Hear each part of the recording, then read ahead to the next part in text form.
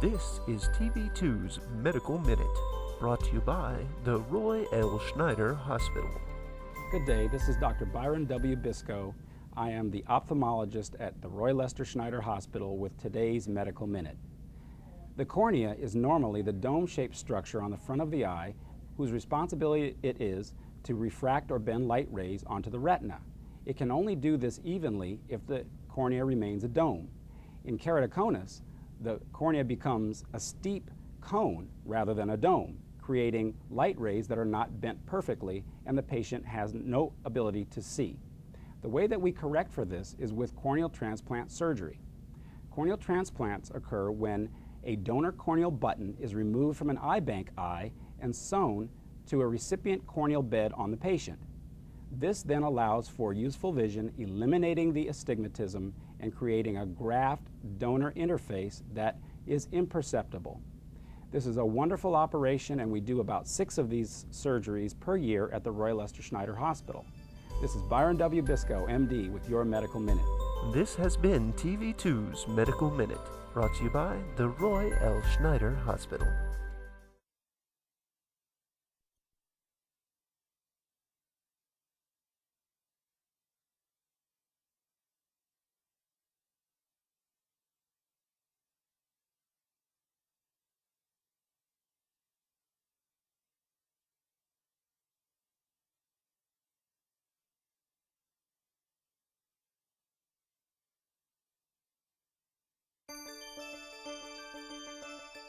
This is TV2's Medical Minute, brought to you by the Roy L. Schneider Hospital.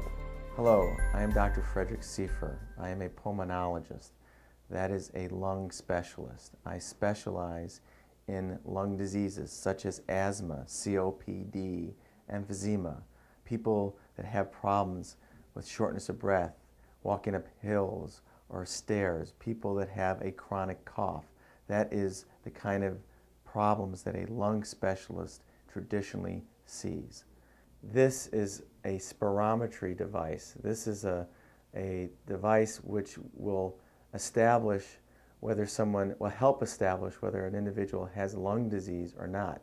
This is the kind of technology that we are bringing to the Roy Lester Schneider Hospital that will change pulmonary health care as we know it in U.S. Virgin Islands.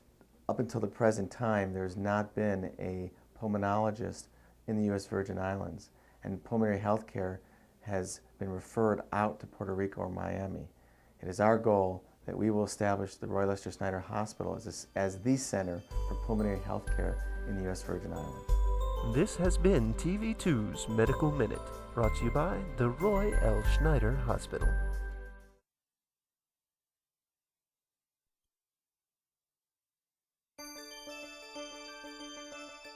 This is TV2's Medical Minute, brought to you by the Roy L. Schneider Hospital. Good evening. I'm Dr. Derek D. Jones, and I'm one of the anesthesiologists at the Roy Lester Schneider Hospital. When you have surgery, anesthesia is almost always administered by one of your anesthesiologists.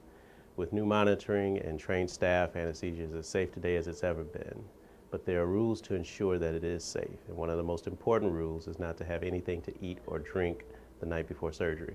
That's because before surgery, it's important to have an empty stomach.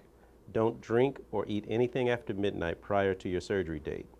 The reason for this is that the time between your falling asleep and when the anesthesiologist puts a breathing tube into your windpipe or trachea is a time when the stomach contents can come out of the stomach and go into your trachea or lungs.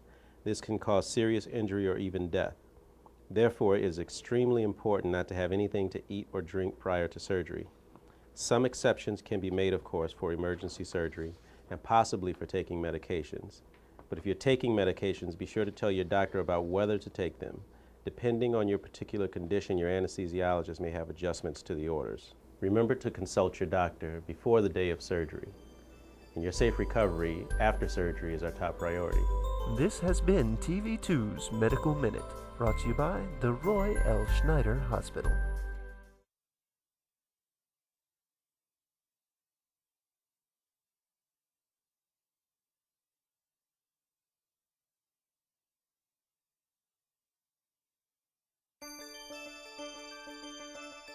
This is TV2's Medical Minute, brought to you by the Roy L. Schneider Hospital. Good evening. My name is Robert Mayu. I'm the Interim Director of Radiology here at Roy L. Schneider Hospital. Over the past decade, rapid advances have been made in the field of computerized tomography, otherwise known as CT or CAT scan. It's through these advances, or technology like the new scanner here, that allows the physicians here at Roy L. Schneider Hospital to diagnose diseases earlier and with greater accuracy. With the purchase of this new multi-slice scanner from Philips Medical System, the Roy L. Schneider Hospital is the only medical institution in the territory to offer this exciting new technology. It is called multi-slice because instead of taking one image per scan, it now takes 4 to 8 images per scan or rotation. This translates into faster, safer, and more accurate imaging. This technology allows us to visualize parts of the body as never seen before. In comparison to the old equipment, if you could look at an image as a picture, you would then be getting this picture as a model that you could pick up and examine from any angle. This new scanner can reveal abnormal masses that might be cancerous tumors. It can show abscesses and other infections, strokes, head injuries, bleeding inside the skull, and other medical conditions. It is also extremely accurate in detecting pulmonary embolism, a blockage in the artery of the lungs, which is a leading cause of death among all age groups. All these tests are relatively quick and non-invasive. Now our hospital is at the forefront of not just treating disease, but of prevention and early detection. This has been TV2's Medical Minute, brought to you by the Roy L. Schneider Hospital.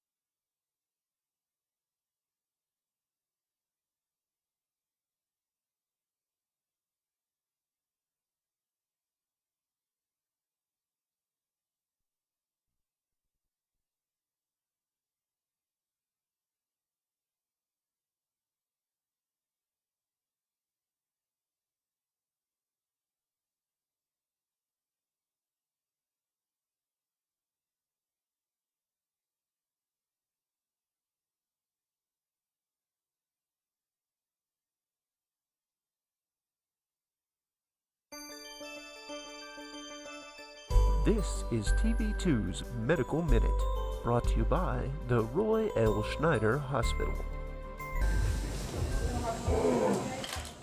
Larry Haas is used to living with pain. How you doing now? Can you take a deep breath?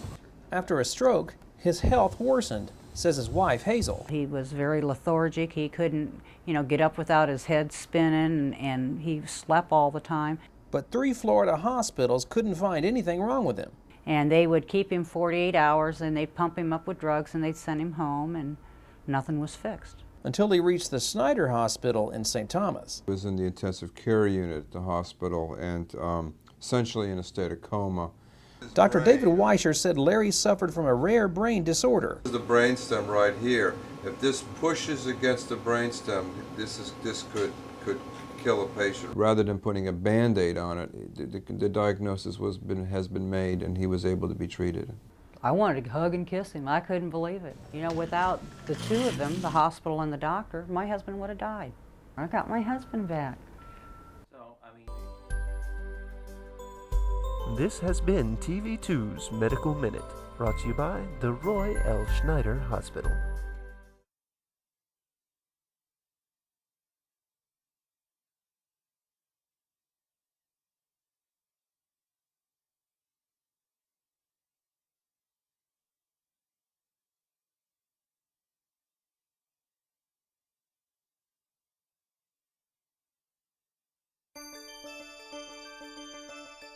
This is TV2's Medical Minute, brought to you by the Roy L. Schneider Hospital.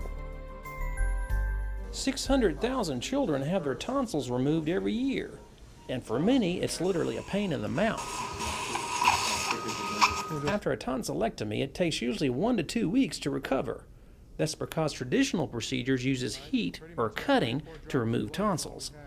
But now, that pain may be a thing of the past. And there's a tonsil.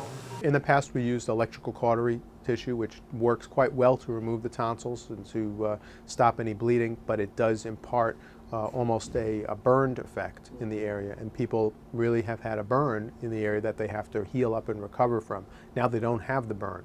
Dr. Adam Shapiro is the first doctor in the territory to use coblation, a process that uses a saltwater solution with low temperature radio frequency energy. Almost unheard of.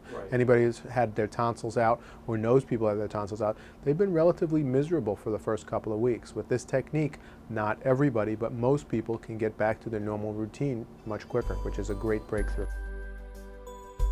This has been TV2's Medical Minute, brought to you by the Roy L. Schneider Hospital.